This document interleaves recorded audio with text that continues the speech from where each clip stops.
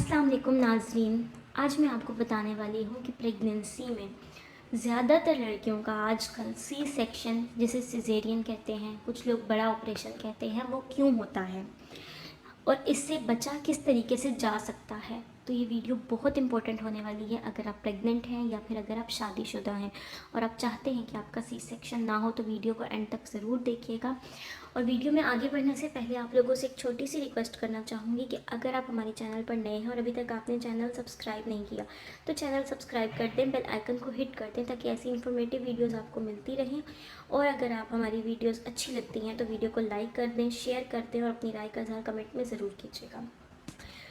नाज़रीन, बहुत ही अहम बात बताने वाली हूँ, गौर से सुनिएगा वीडियो को।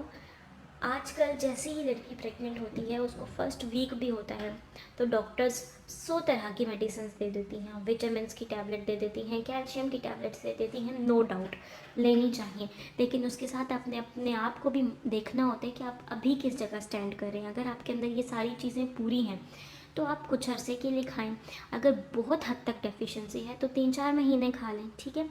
लेकिन मैं आप लोगों को एक बहुत अहम पॉइंट बताने वाली हूँ और ये मैं प्रॉपर गायनाकोलॉजिस्ट से पूछ कर आपको बताने वाली हूँ कि ये क्या चीज़ होती है। फिर भी मैं आपको मशवरा दूंगी कि आप जिस डॉक्टर से इलाज करवा रहे हैं उस चीज़ से ये चीज़ डिस्कस करके उस डॉक्टर से आपने इस चीज़ को अपनी लाइफ में इम्प्लीमेंट करना है। मेरा काम है आपको सजेशन देना, मेरा काम है 100 में से 90% जो चीज़ें हो रही हैं उसको देखते हुए आपको चीज़ बताना। बाकी आप अपनी लाइफ के बारे में, अपनी हेल्थ के बारे में आपको बेहतर पता है तो अपने डॉक्टर से मशवरा करके ये चीज़ इस्तेमाल करें। अपनी रिपोर्ट्स, अपने टेस्ट पूरे करवा के देखिएगा।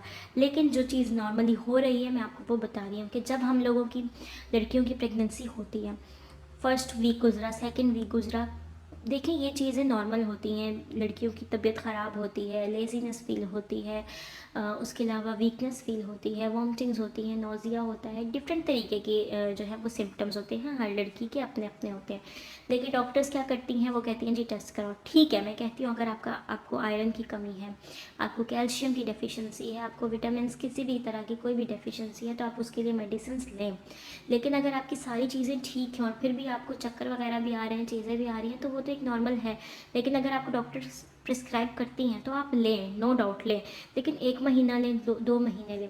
अब क्या होता है कि लड़कियां 9 मंथ तक लगातार इतनी ज़्यादा स्ट्रॉन्ग मेडिसिन खा लेती हैं, कैल्शियम्स की, आयरन की, उनकी बोन्स इतनी स्ट्रॉन्ग हो चुकी होती हैं, इतनी ज़्यादा वो हार्ड हो चुकी हुई होती हैं। क्योंकि आप लोगों को पता है कि एक नॉर्मल प्रेगनेंसी जो एक पूरा प्रोसीजर है वो किस तरह का प्रोसीजर होता है।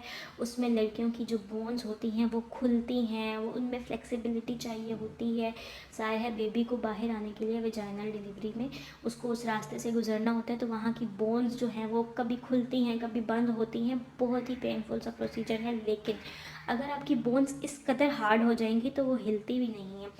ये चीज़ एक्सपीरियंस के साथ आपको बता रही हूँ, ये चीज़ देख कर आपको बता रही हूँ, प्रॉपर चीज़ें जानने के बाद आपको बता रही हूँ।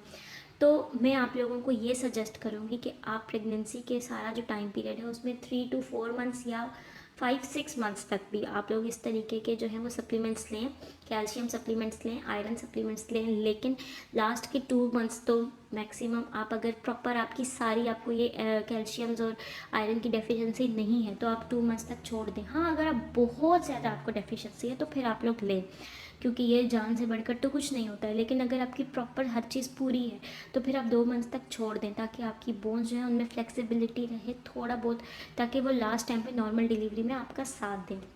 तो उम्मीद है कि आपको मेरा पॉइंट समझ आ गया होगा। लेकिन फिर से कहूँगी, हर चीज़ अपनी डॉक्टर के साथ डिस्कस करने के बाद और अपनी रिपोर्ट्स को अपने सामने रखने के बाद अपनी लाइफ में इम्प्लीमेंट कीजिएगा, क्योंकि किसी भी ज़िंदगी को नुकसान पहुंचाना हमारा मकसद नहीं है, ज़िंदगी बचाना हमारा मकसद है।